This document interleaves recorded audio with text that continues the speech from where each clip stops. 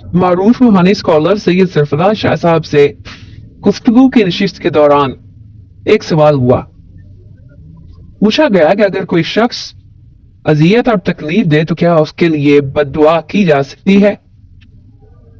इस सवाल के जवाब में शाह साहब ने फरमाया कि रब तआला के नजदीक बद्दुआ कोई काबिल इस्ताइश अमल नहीं। इंसान बद्दुआ उस वक्त देता है जब वो बदला तो लेना चाहता है लेकिन इस काबिल नहीं होता, तब वो कमजोर का हरबा इस्तेमाल करता है और बद्दुआ देता है।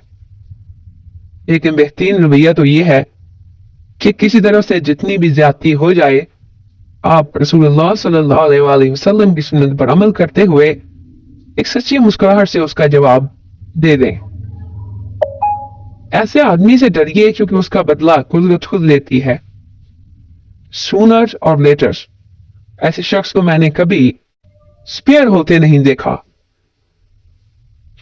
कुदरत के जरिए जब ऐसी चीज आती है the person page through his nose. याद रखिए, मोमिन मोम की तरह नरम और फौलाद की तरह सख्त होता है। साहिब ईमान अपनों के लिए मोम की तरह नरम है। कोई मुसलमान अगर उसे जाती नुकसान या तकलीफ पहुंचाता है तो वो उसे माफ कर देता है।